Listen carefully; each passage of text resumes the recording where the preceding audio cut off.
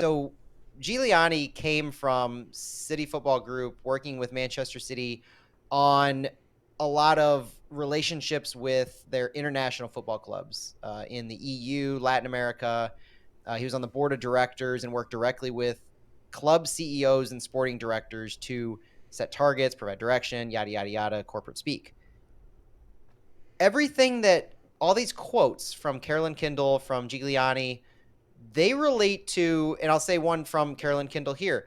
Um, After a long and extensive search, we look forward to welcoming him to one of the best sports cities in America as we continue to grow our reach and leverage soccer's popularity to increase interest in everything St. Louis has to offer.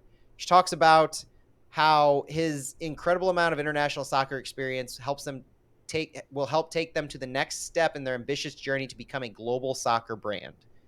And then his quote relates to it was evident the club is deeply committed to leveraging the power of the sport to positively impact this region, but also mentioning how you look at soccer's continued growth in the U.S., MLS new partnership with Apple, the World Cup coming. It's undoubtedly a unique and special time to come back to the U.S. And he mentions growing St. Louis City SC's reputation. So all of that, like the global aspect to me is where this is really going to come through.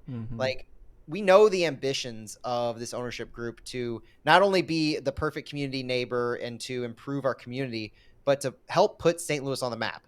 This is the ownership group has roots in that STL Made initiative as well.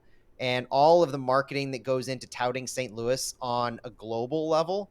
This hire speaks more to that than it does any involvement in the sporting department. The more I think about it, I think pulling all of these pieces together, using his connections, and being able to, with the World Cup coming to the U.S. in 2026, put St. Louis on a map like never before, and kind of taking what we talk about as America's first soccer capital and being a soccer city, and just blowing that up in proportions that we haven't really ever considered.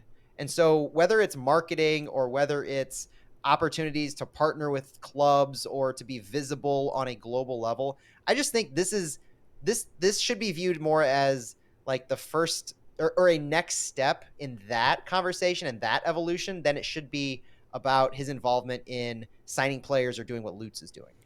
Yeah, so well said, Matt.